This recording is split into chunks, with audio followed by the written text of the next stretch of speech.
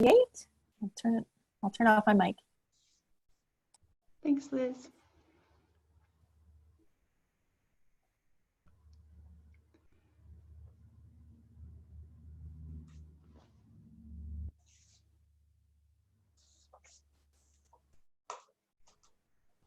Well, I can do a little bit of the backstory while we wait for our 12 o'clock start time, which is just a little bit away. My name is Kim Goff. I am a learning program developer at the Royal BC Museum. And I've been very fortunate to be able to work at home during all of this that's been going on. And I hope that folks who are here watching with us now or later in the recording, I hope you're well and that you're finding ways to take care of yourselves and to take care of one another. I'm coming to you from my home on the traditional territories of the Lekwungen speaking people in Esquimalt, British Columbia. In this series, RBCM at Home, we're talking with staff at the museum who have been asked to work at home about their work and research. Today, we have the Royal BC Museum's Curator of History, Dr. Lorne Hammond. Lorne has been the Curator of History at the Royal BC Museum since 1997. And over the last 2 years, he and a team of staff from the museum have been working on our next feature exhibition, Orcas, Our Shared Future, which sadly has now been postponed and won't be opening until May of 2021. But in addition to the exhibition, he was also working as an editor along with Dr. Martha Black, Dr. Gavin Henke, and special guest Nikki Sanchez for a beautiful new book called Spirits of the Coast, Orcas in Science, Art, and History. Lorne, Spirits of the Coast is a collaboration between many different authors. Can you start by giving us a bit of an overview of the purpose of the book? Why were you working on this? Well, in the discussions for the workshop, for about 2 years, we've been working on this exhibit, and we've been working on a parallel publication. And fairly early on, we decided that we were not going to do a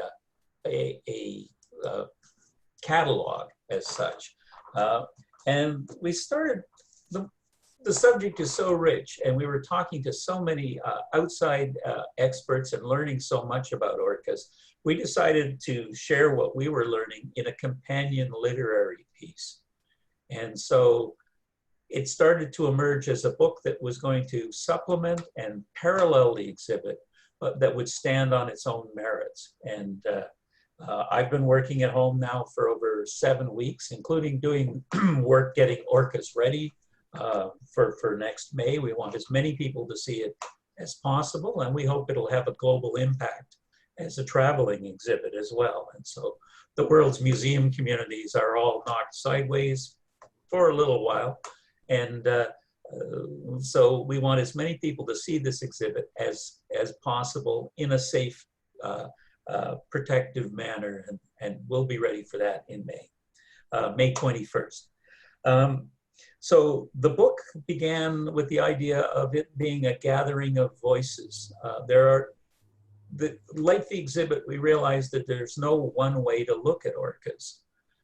That there's a deep and rich indigenous perspective on orcas, that there's a world of science and researchers who look at orcas, but there's also orcas all around us in our popular culture. They're on our hockey team jerseys, they're on the flag of the community at Alert Bay, they're part of whale watching, they're part of the tourist experience, they're found on small objects in our homes, in prints on our walls. I have a little wooden box with an orca beautifully done in inlay on the top that we picked up long before this project.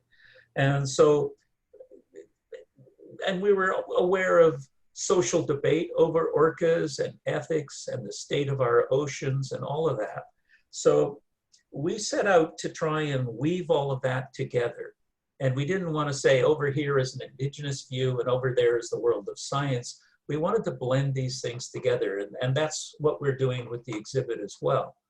We were really fortunate when Nikki Sanchez came on board as an editor, because her connections had to do with years spent with the David Suzuki Foundation, but also her deep knowledge of the next generation of young indigenous artists, photographers, painters, writers, poets. And that's her generation, and she knows them well. So she brought those people to the table. And also the Oak and Orca School, which is a Coast Salish school in Central Saanich. They did workshops, and they brought the children's artworks and their views of orcas to the table. My colleague who's retired, Martha Black, was working with elders and working with the deep collections that have accumulated since 1885 and where orcas fit in that. And my colleague, Gavin Henke, is well known among cetacean researchers. He's always on the beach with a whale that has been recovered. And so he very much speaks the language of science.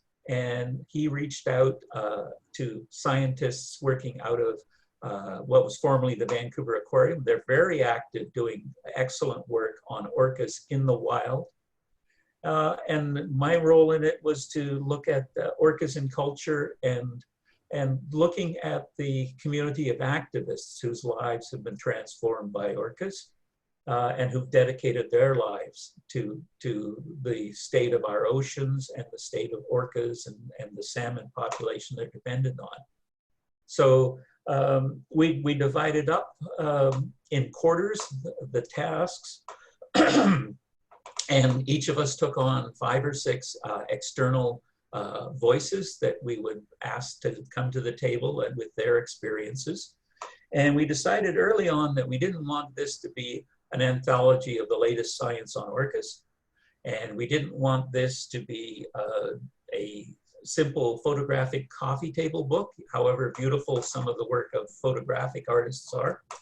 But we wanted each person to talk about the emotional content that orcas have brought into their lives and how they view orcas.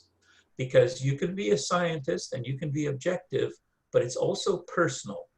And you find that with every person you talk to. So those were basically the instructions, and each author contacted us, did drafts as editors. We responded to the drafts.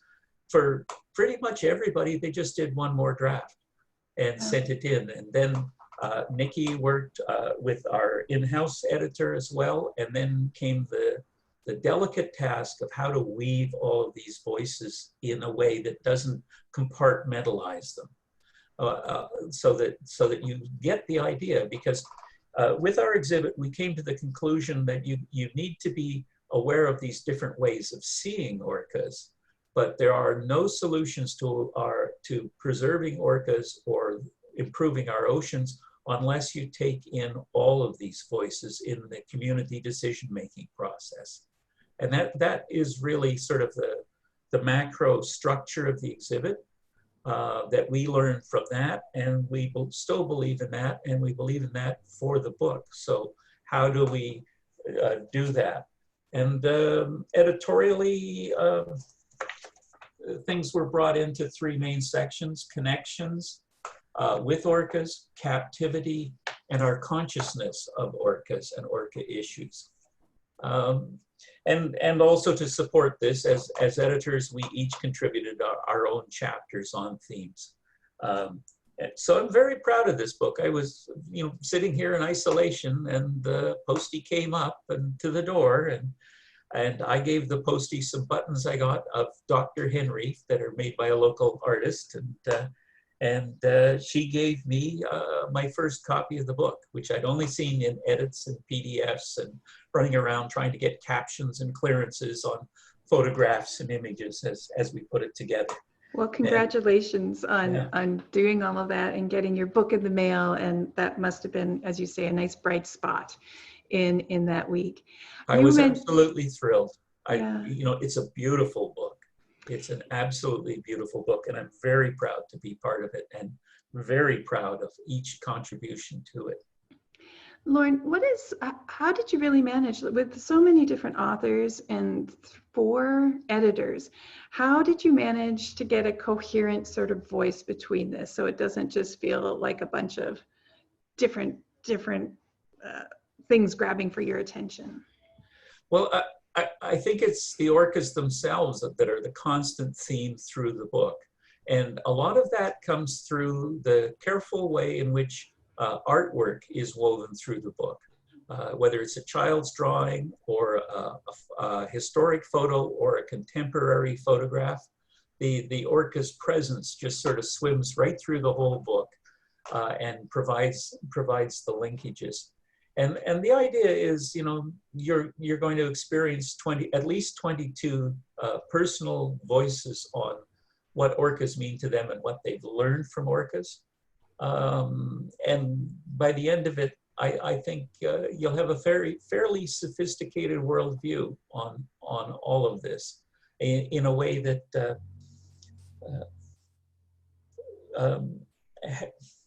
is an attempt to resolve the one question we could not answer, which is, why is it that when anybody sees their first orca in the wild, they are so emotionally moved about the power, the wild beauty? I've heard people use the word gentle.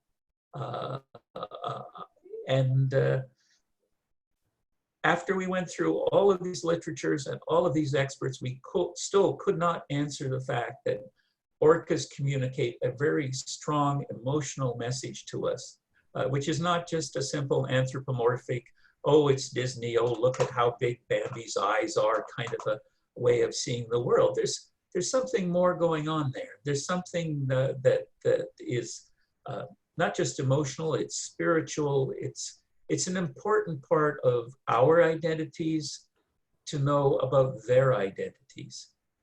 And it's part of our place in the world. The other thing that's important for me personally about the book is the coast is a place of origins for a great deal of our knowledge of orcas around the world. Orcas are found off South Africa, Norway, and Iceland, as a tip of South America. They're in the Antarctic, they're in the Russian and the Canadian Arctic increasingly, all across the Pacific. But this is where the world discovered orcas. The first science came out of UBC with the Vancouver Aquarium, and generations upon generations of researchers have been trained there. This is where the first orcas were live captured. This is where, for J-pod, half their population was taken and transported all around the world to aquariums. It's where the aquarium industry discovered orcas are good for business and not necessarily good for orcas. That's definitely part of our examination in the exhibit. And we have not necessarily the oldest, but certainly one of the planet's deepest indigenous relationships with orcas. And in fact, in a lot of other parts of the world, people are not really exploring what that is in their part of the world. So wherever in the world you're interested in orcas, you're probably reading and learning or exposed for things that came from the waters of British Columbia and Washington State. So I think we have a lot of knowledge to share. And this book, I think, is kind of leading edge on sharing a different form of knowledge because of the attempt at weaving these perspectives. Yeah, so unique in that way. And Lorne, you said you were focusing on some of the activism movement. And is it fair to say that Orca activism started in BC as well? Yes, absolutely. I mean, there's a debate in Washington State, and that's well covered in Jason Colby's book on orcas. He's a professor at the Department of History at the University of Victoria, and we consulted a lot with him. And with Mark Lerner-Young, who's advised us extensively for our exhibit.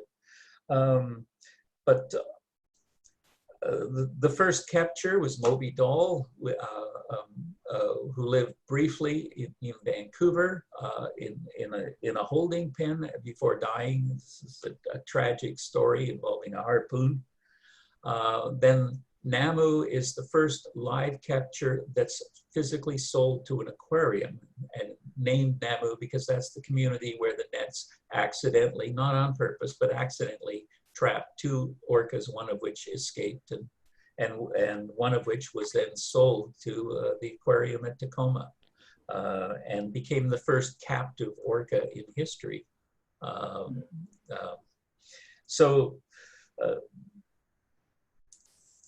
from there, the explosion of interest sort of went everywhere, including in Victoria, Sealand of the Pacific, which I talk about briefly in the book, was here in Oak Bay at the marina. And we have an essay from Steve Huxter, who was one of the trainers there. And he talks about how his view of orcas have changed over time.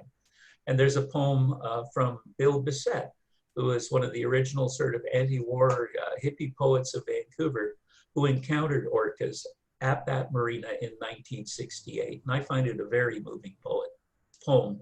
And I like the book because some of the voices are poets, because a lot of the voices are artists, and those commentaries are visual or patterns of words or shapes and sounds of words on the page. And they have equal place here with an Indigenous elder or a scientist who's dedicated their work. For activists, Greenpeace's Introduction to SCANA by Paul Spong sparked the Save the Whale campaign, which became a global movement, and Greenpeace became a global movement out of that. Alexander Morton, the activist on the north end of Vancouver Island, is active on salmon issues because of dependency of orcas and her early experience with orcas. And Paul Spong is an amazing BC person who came up here to do psychological studies of large fish mammals, in tanks, giving them tests to figure out their range of vision, and instead found himself transformed by a specific orca and has dedicated the rest of his life to monitoring orcas in the wild with hydrophones, and he has 43,000 hours of recordings. Right, and he's still working today, and he's one of the voices people will hear in the exhibit. Can I ask you to hear some of these voices from the book? I think you can you give us a little reading or an example or excerpt of something from the book? Sure. I wrote an essay on popular culture that looked at commodification and how Hollywood discovered orcas and things. The story of Namu is covered both by Jason in his essay and a little in the earlier part of the chapter by me.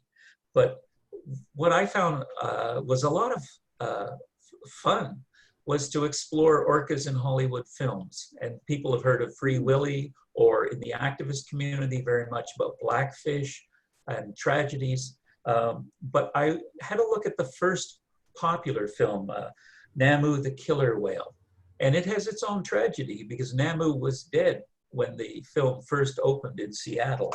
But I went, well, what is this movie? And I haven't watched it, so I'm gonna watch the film and start doing some historical research. And here's a little extract about what I learned about one Hollywood movie about orcas, the very first one. So, Namu the Killer Whale, later re-released as Namu My Best Friend. Its director was Laszlo Benedek, who lived from 1905 to 1992. He's a Hungarian emigre who fled the Nazis. And what else did he direct? He also directed The Death of a Salesman, which bombed in the box office. He directed Marlon Brando's debut, The Wild One, in 1953. He was blacklisted during the Red Scare, and he turned to television for work. And the cast from Namu would go on to shows like General Hospital and Barnaby Jones. His underwater cameraman had already worked filming sharks. So the film was a perfect contemporary 1960s family entertainment. Its star is a little girl who'd make the connections between humans and orcas, and its marketing slogan was, "Make room in your heart for a 6-ton pet." The plot weaves several themes common to Hollywood films about orcas.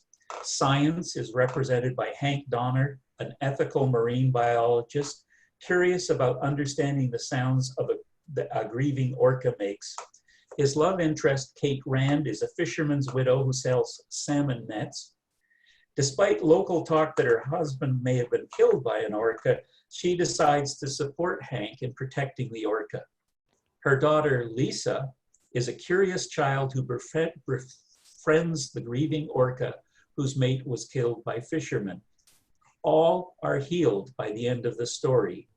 Hank introduces an indigenous theme, telling Lisa an Umatilla creation story about an island split off from the coast by an earthquake, and a fearsome creature named Namu, meaning whirlwind, according to the film, who gives a young indigenous princess a ride on its back to the island of her people.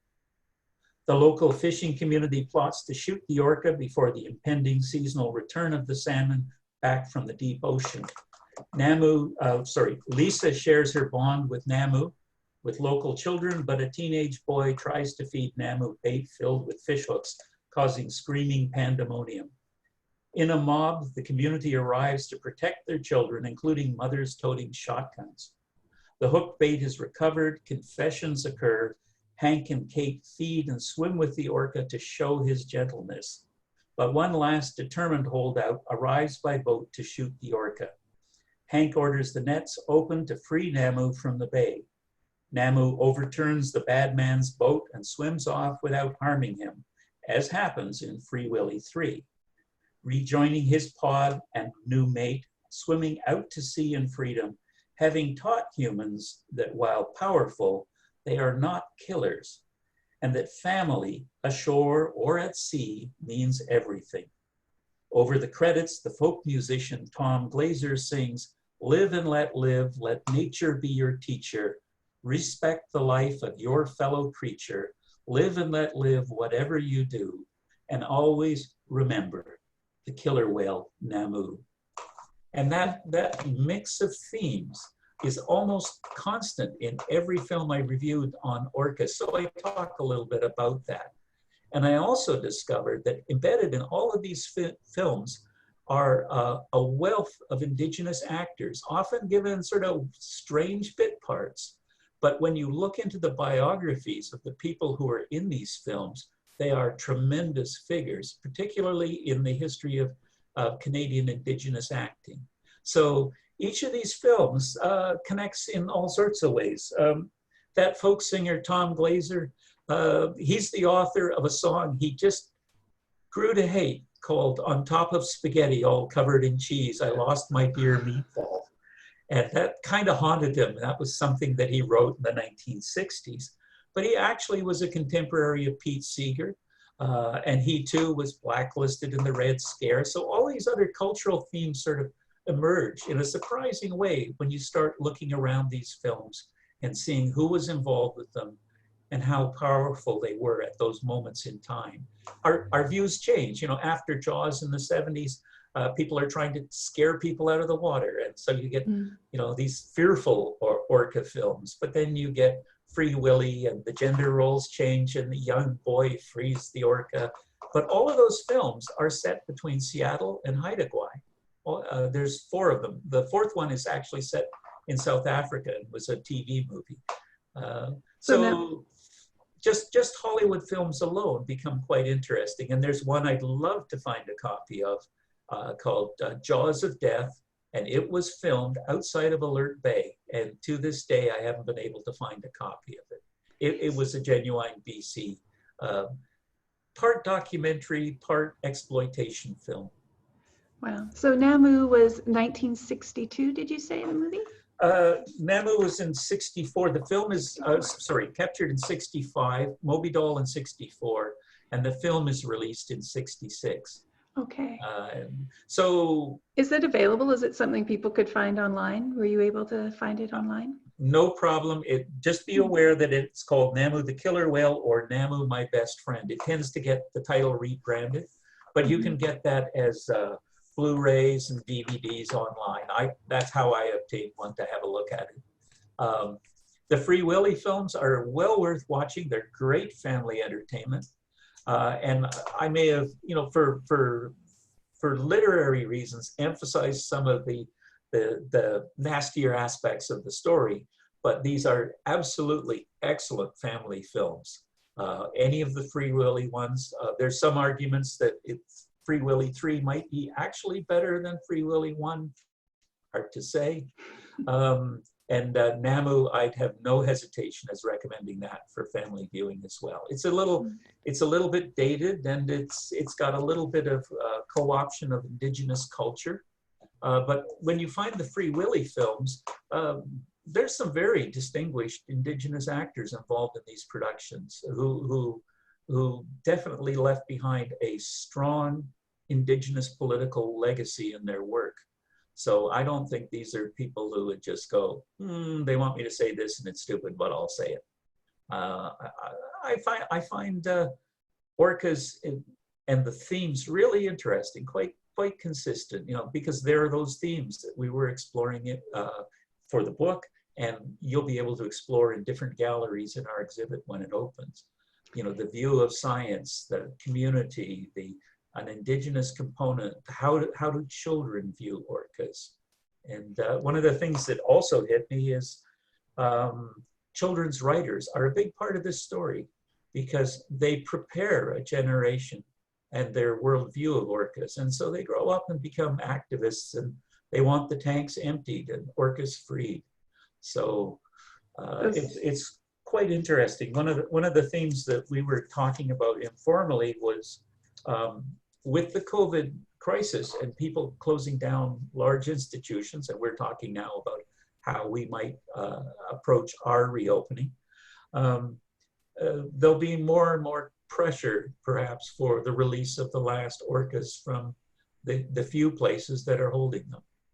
In Canada, it's illegal now to capture an orca for an aquarium, and the last orca plans are underway to find an ethical way for retirement and release and things like that. So it's only been a 50-year ride that we've been discussing deeply orcas, and even our science there's not a lot of science, before 1945, really, when a pod goes ashore up island.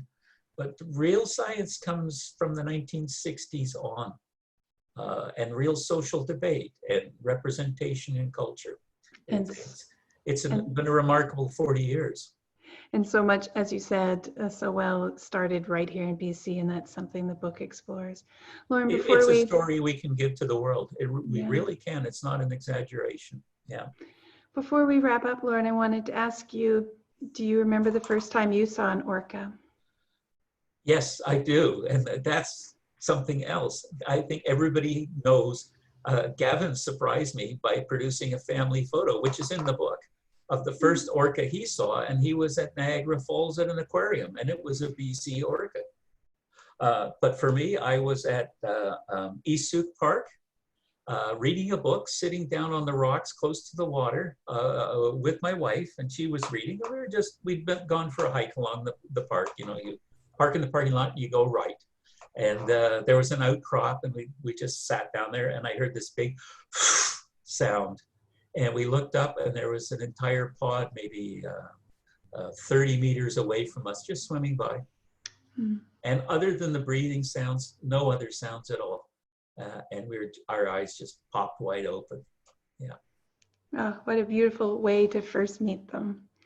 Lauren, thank you so much for sharing. Angela Williams is watching online and said she's ordered the book and is really excited to get it to her home. If I want to just show folks the book here as well, just to give you a sense of the cover. Let me get there we go. Should start there. A gorgeous cover by Andy Everson. Is Andy in Cowichan? Do you know, Lauren?